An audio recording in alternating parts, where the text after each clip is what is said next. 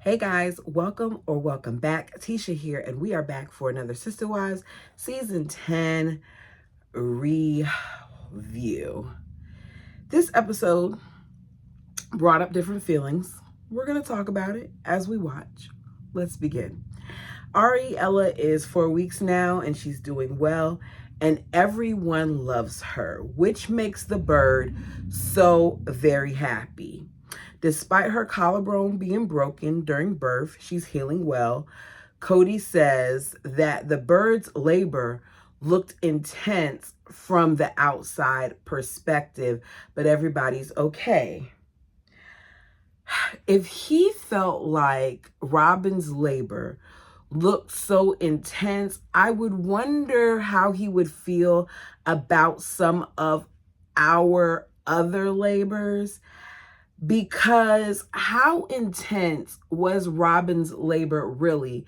If all I kept seeing was flash after flash after flash, and her father, well, stepfather, adoptive father, whatever kind of father he is to her, was sitting in there at the other end of her kuka.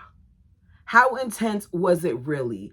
If it was really that intense, do you think that we would still want the cameras to be there filming? Do we still think that her mother would be sitting there flashing and flashing and flashing and standing there and taking pictures?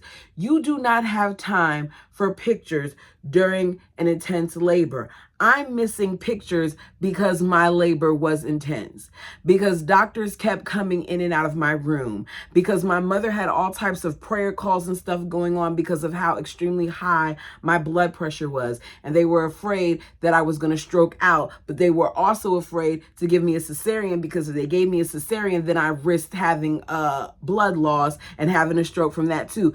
That is intensity. And I could tell you a whole bunch of other things. My cousin who had a baby in August, who was in labor for extended period of time, whose baby got stuck, who they had to try to use the vacuum to get, who then was having a decelerated heartbeat, who ended up having to be rushed to have an emergency C-section. That is intense.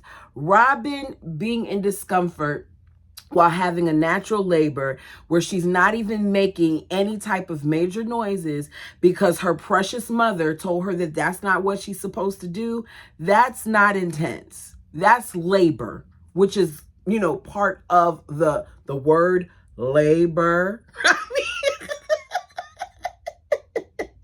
Anyways, we see Christine, who comes over to hold Ariella, saying that she's just there to hold her every day because she's like a good dose of a drug. Kody likes to make us think that Christine is unsupportive and she was this horrible sister wife. Yeah, right. I'm sitting here and I'm watching instance after instance where she's showing up more for Robin than the other moms are. Christine says one of the things that she loves is that about her sister wives having babies is that she gets to hold the baby, and when the baby's crying, she gets to give it back to that mother. Kody says, yeah, you also love that you don't have to stay up at night with her. I don't understand why Kody even said that, because it's not like Kody, or maybe he was at this point staying over there every day. It's not like he's there every night. So why is that something that he said? He might have just told on himself there.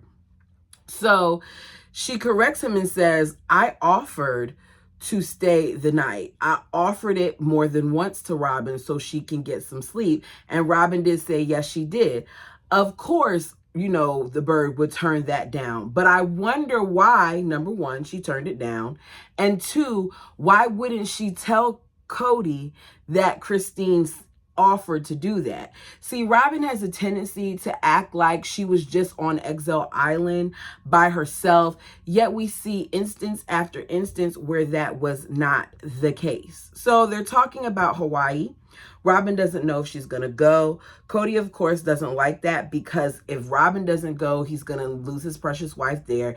And then the baby, of course, can't come. And then Solomon's not going to be able to go.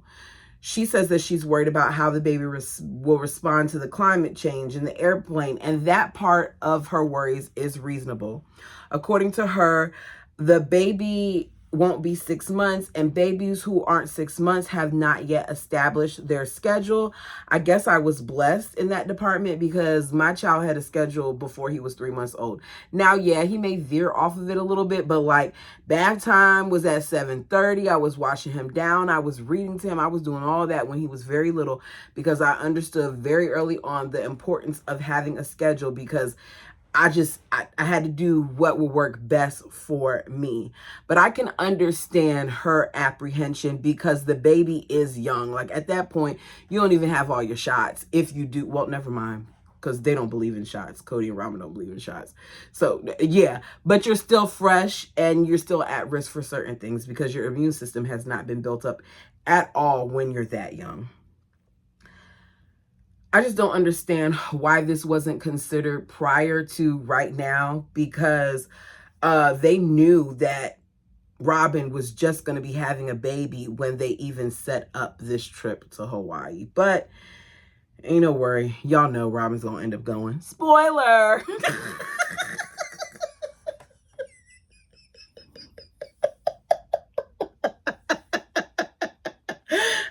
Sorry, y'all. So it's therapy time. Janelle and Meri meet with Nancy for their session. They're asked by Nancy how Thanksgiving went. Janelle says that it went okay, but she found herself feeling similar to how she used to feel. It's hard to be open when she's one-on-one with Meri. Because her and Meri were supposed to be doing this task together, she just felt like they, didn't succeed all the way. She let Nancy know that she went over to Meri's house thinking that they were going to be looking at pictures and stuff to come to a conclusion on what they wanted to do, just to see that Meri had already physically did things and purchased items. So at that point, she didn't feel like she contributed much because Meri did it. Meri did way more than she was supposed to do. An idea is not an entire wet bar full of stuff and goodies.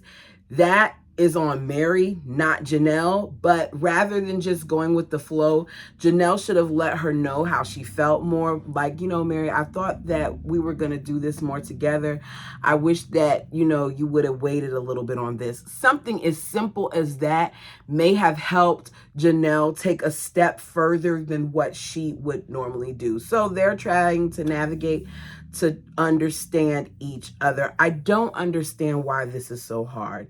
It's not that hard to get the type of person that someone is when you're in a relationship with them for this extended period of time. I look at the fact that these women have been in each other's lives for over 20 years, and I don't understand how at that point you don't know how your person operates. My son can tell you certain things about me, and he's known me now for 17 years. You would think that Meri would able to know certain things about Janelle, like how her doing all of that would overwhelm her. But maybe, just maybe, Meri did that on purpose. I'm playing devil's advocate because you should know the type of person that she is. Meri said while doing this project that they both realized that they do things completely different.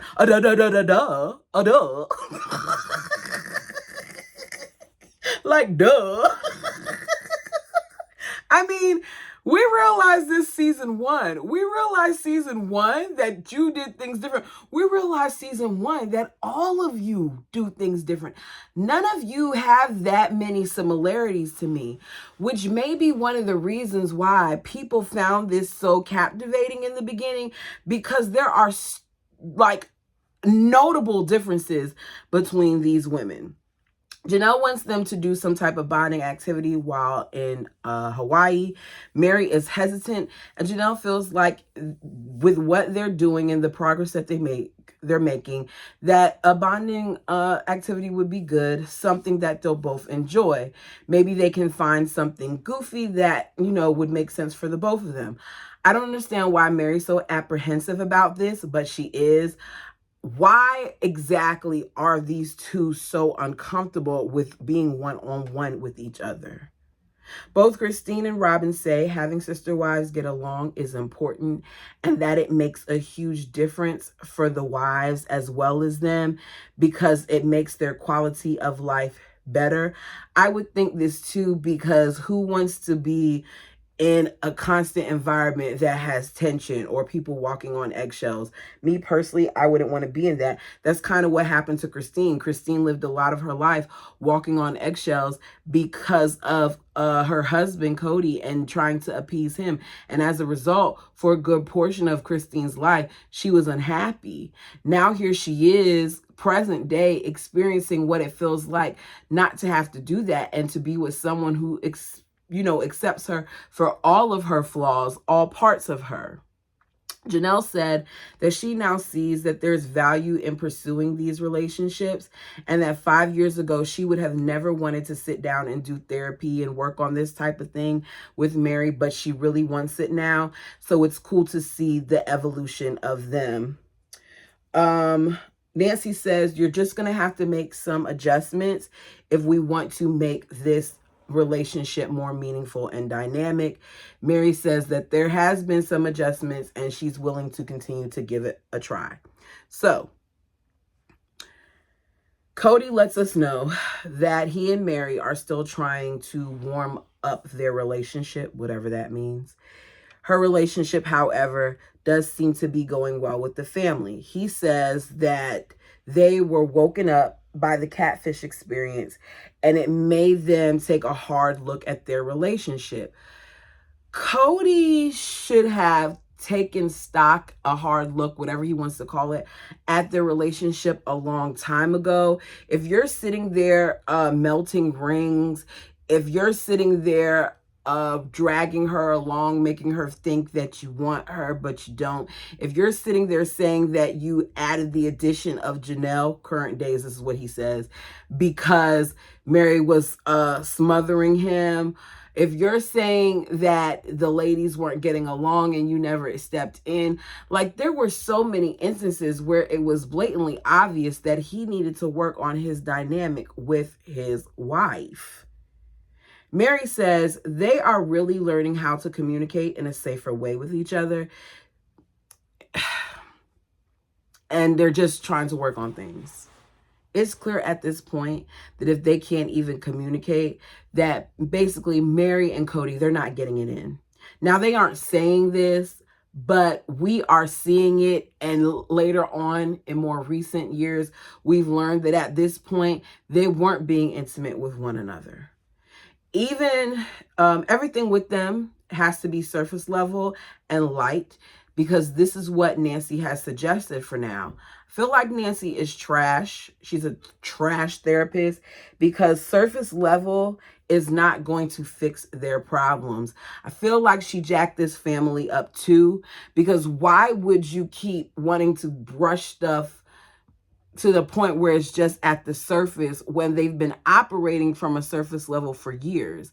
They don't need that now. They need depth. They need you to tackle each thing one, realm, one area at a time. It just seems like Meri was set up for failure from the very beginning. I think that Meri was naive and never experienced a relationship before, and she put so much into Kody and so much of her identity was associated with Kody and then her child, that Meri just didn't know who she is and what she deserved. And even now, because recently it's come out that Meri and her boyfriend that she just announced to us back in January have broken up because of all the different divorces and his financial struggles and things of that nature. And I'm like, Meri, you didn't look this stuff up beforehand. You didn't figure this stuff out beforehand. Like, given your history, you got enough money. Hire a private investigator, girl. What's going on? So there's just a lot of naivety there. The Bird says she knows that Meri and Kody have had a rough time in the last few years, but she's praying that they'll figure some stuff out. With their relationship struggling for the past few years, why is everyone surprised that Meri fell victim to this catfish, that she was in such a vulnerable situation, that she enjoyed getting attention from someone else? She clearly wasn't getting it from the person that she loves. She says that their relationship being strong is the best thing for the whole family. I wonder if Robin felt like this was the best thing for the family because she legitimately felt like it would help the relationships across the board, or because it would help her. Janelle says that them falling apart would devastate their world, and I do believe Janelle in that. It's the day before the trip to Hawaii and people are still packing. I am not one of those people. If I know that I'm going on a trip, I try to pack ahead, like a week ahead at least, just in case I'm missing anything, because I'm real particular when it comes to packing. I really overpack. It's bad, to the point where I have to pack and then kind of take some stuff out. It's just what works for me. 27 people are going to Hawaii. That number includes all the kids, Mindy, which is Robin's nanny. It's her niece, but it's her nanny. Christine's mom, which is Christine's nanny. Kayla, which is Maddie's fiance. And Michelle, which is Logan's girlfriend. TLC must be making either really good money paying for this and all these people, or the Browns are, because that's a lot of people to take on a trip. Flight and everything else, that's a lot. And then production flying over there too, that's a lot. The Bird did research on where they're going, and she feels like the area is safe enough for her to come with the baby. So they're going to go and she's going to lay low with the baby. She talks about how there's just something that's so special about Ariella, because she puts people at ease and she relaxes people while they're holding her. So people like McKelty enjoy holding her and falling asleep. And we see an image of McKelty laid on her side holding the baby, and her and the baby are asleep. It looks very precious. But please, people, be careful with that, especially if you are someone who moves around a lot when you sleep. There's a reason why they recommend that you do not fall asleep with your baby. And I'm not going to sit here and act like when I was breastfeeding, I didn't nod off a time or two. But don't do it intentionally if you can avoid it. Solomon is on the hard end of the spectrum when they're talking about kids, because they talk about how they have a variety of kids. They have the easy end and the hard end. Some fall on the opposite sides and some fall in the middle. Christine says that Solomon is on the hard end and Ariella is on the easy end. When she says that, you know, he's on the hard end, Kody's looking like, Kody, I'm listening to them talk about these kids, and what I notice is they dote on these children so much, and they doted on Truly too in the beginning. I'm not going to act like they didn't, but I think that Truly lost that for some of them from some of the adults, mainly Robin and Kody, once Solomon came along. I feel like they dote so much on Robin's younger children that it has created a dynamic where they're extremely spoiled. And as a result, they're accustomed to getting their way because y'all really make them feel like they're a precious pot of gold. Sorry, that just made me think of Garrison. Because Garrison said that if they keep raising Solomon the way that they're raising Solomon, that he would grow up to be a serial killer. Y'all, this is going to be different to review this knowing that he's passed. Because if you have not seen my video already, I did a video yesterday finding out that he passed. And I just thinking about him. Okay, let me refocus myself. That kind of, I don't know, wasn't. I really hope, this is off topic, but I really hope that TLC does something for him. I really do.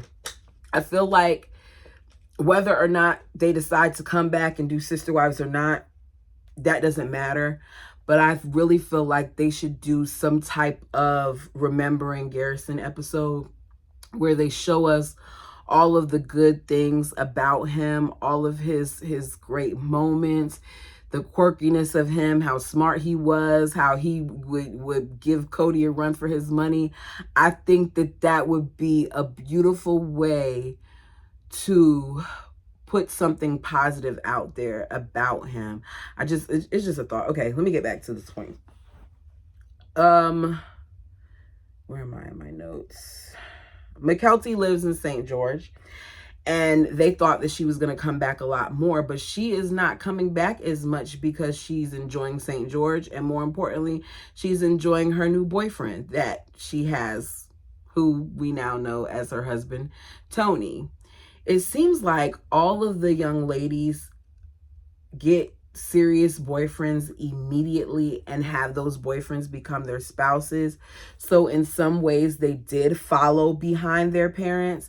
And I'm talking about the young ladies. I'm not talking about the male children or the non-binary children.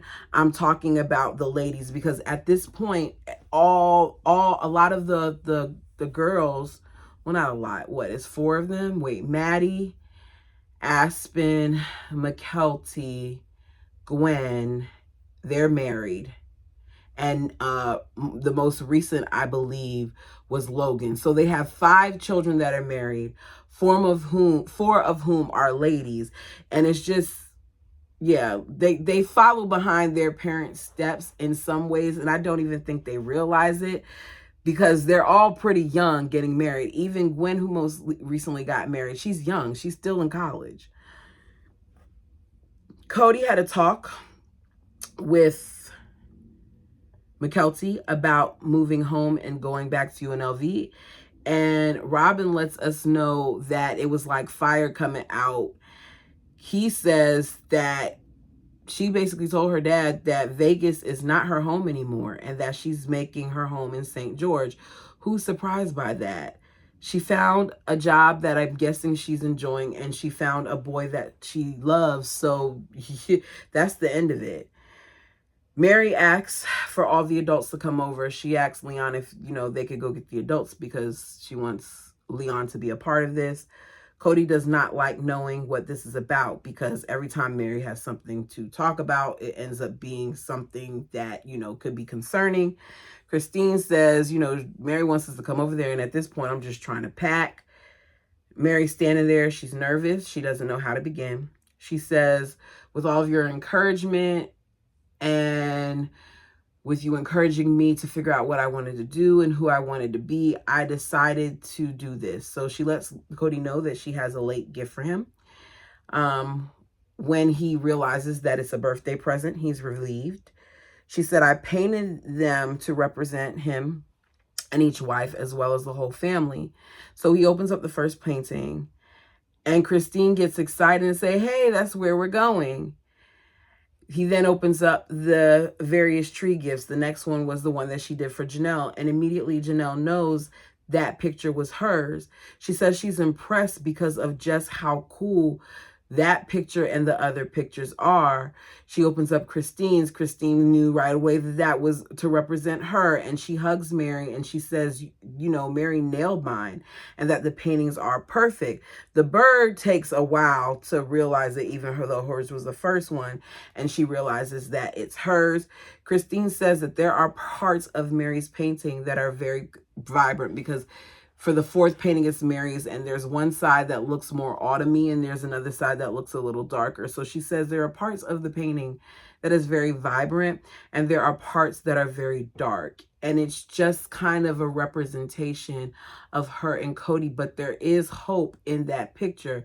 She feels like it's very cool that Meri was willing to put her vulnerability out there like that on canvas. And it was. When she did it, I just wish she got more of a response from Kody, but I do like that all of the wives seem to appreciate, especially Christine and Janelle, what was done. So she asked them if they see what's in common. They struggle. They notice the trees, but they struggle to see the other things. So she points out to them that each picture has 23 trees in it, and that the larger ones represent the adults within that family and their kids.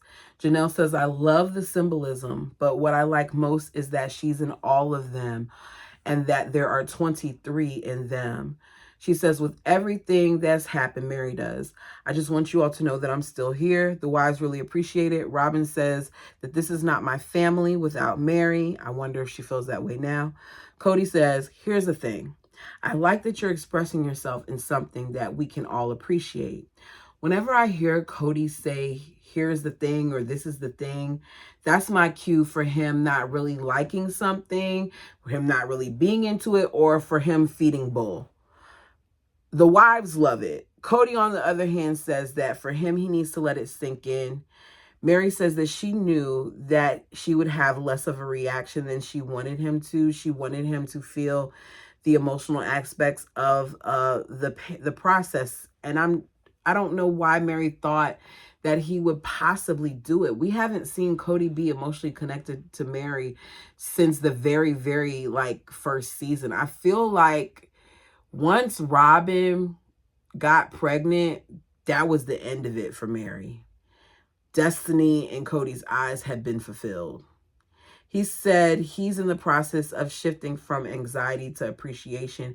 He needs a day or two to let the photo sink in. Meri wanted Leon to have more of a reaction. For some reason, I don't know why, Meri thought that she would reach them through the paintings. It's going to take a lot more than that. She's still trying to figure out things, but she knows that she wants to be there.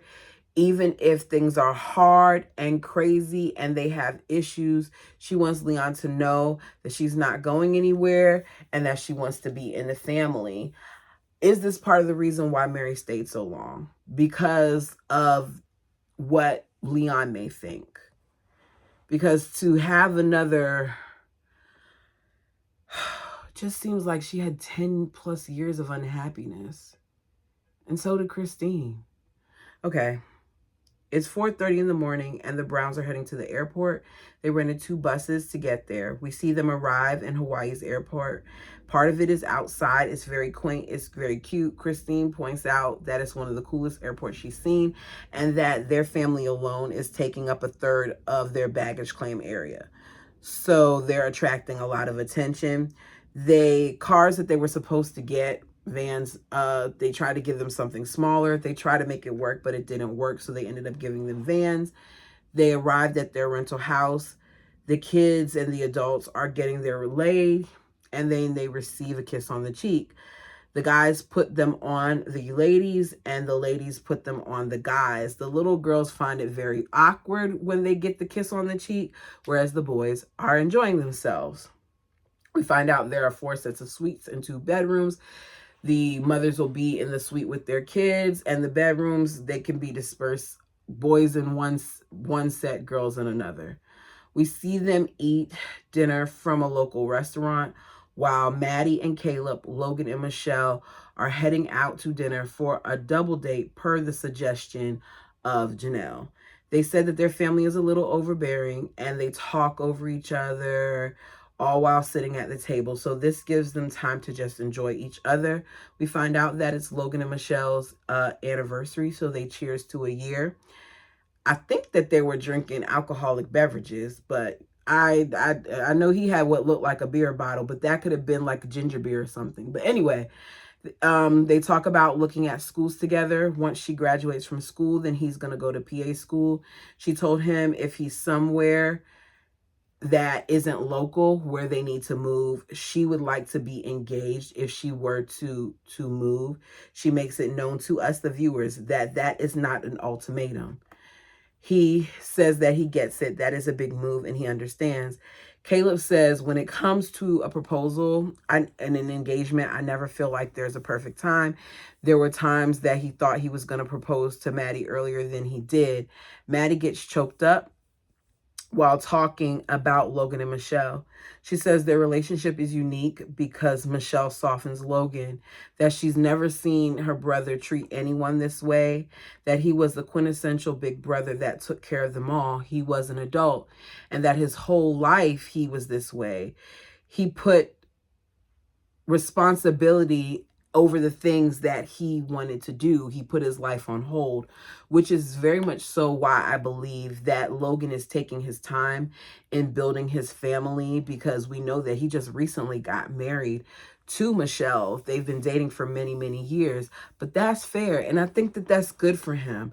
Find out if this is really your person, which you know within a few, I feel like in a year or two, whether you would marry somebody. But they were younger when they got together. So taking their time is good. Because I said this before, the person that they are at 20 is not the person that they are at 25. So evolution and seeing how they work with each other during the times where they evolve is a good thing. She says that when Michelle came along, Logan finally wanted to do things for himself. She's never seen anyone treat her brother this way. Their relationship is sweet and gentle, and she can tell he's happy. Who doesn't want to hear that from a sibling? If my brother was sitting there telling me that about the person that he saw me with, it'd be like, oh, I'd be tearful, especially because my brother doesn't, I get a I love you and stuff like that, but he's not saying all that. Okay, anyways, she said, you love him and you can see, and I'm glad he has you. You can see it and I'm glad he has you. Michelle says that was beautiful. You can feel the love with them. And Maddie has always said how close she is to Logan. Janelle said that she's the one who suggested them to have their time because it's a good balance. Michelle says that for undergrad, she did criminal justice, and they talked about a lot of things, but in regards to polygamy, all they talked about was Warren Jeffs and what a bad man he was. And in meeting the Browns family, it reminds her of the importance of not generalizing polygamy because of one case, that Kody is a good guy and this family has love. She says she never was worried about Logan wanting to be a polygamist because it's something that they talked about, and she let her family know that he doesn't want to be one. Caleb said that that was one of the first questions he was asked when they found out that he was with Maddie, and he let it be known that he does not desire to be a polygamist. He said that Kody is a great guy who takes great care of his family, and they don't believe in the same thing. Maddie says she personally could never do plural marriage because now seeing that she has to take into account not just her feelings, but Caleb's feelings is hard enough without trying to add other people's feelings into the equation. And I agree. Logan says one of the things that you have to know about plural marriage is that you have to be more flexible. You have to sacrifice more. And it says, I'm not interested in that because I don't feel like it's worth the sacrifice, which makes me wonder what these kids witnessed. I think for them, the sacrifice was more than just the fact that their mom may only see, this man every other night or whatever. I think for them, the sacrifice was also time because they had limited time with their father. I think finances was a sacrifice because we know that they were struggling for a long time, really into the show. And I also feel like their love is sacrificed because yes, your parents love you. And I'm sure even with multiples, and I'm not trying to say if you have a whole bunch of children that you can't love your kids, but you can see how in their family with Kody, he favored some of his kids. And I feel like that's dangerous. I don't feel like all people do that.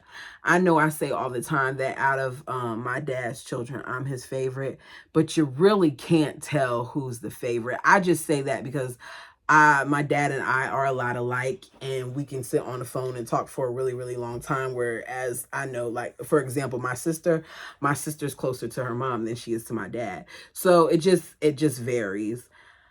But I feel like with them, they didn't feel love at times because of Kody's way of not being able to navigate through his emotions by not penalizing that particular mom who he's not getting along with children. Sorry, that was in a circle, but this is what happens when I think out loud and don't look at my notes.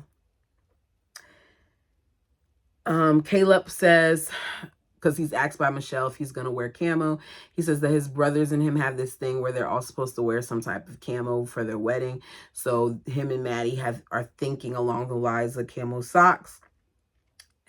Maddie says we have a surprise. Try to guess it. They try to guess it. And we find out that Caleb and Maddie are going to ask Kody if he will officiate their wedding. Logan feels like that's a big deal, and that Kody might not even be able to make it through the wedding because he's probably going to be crying during most of it. Maddie must have felt extremely connected to her father during those years to want him to officiate her wedding.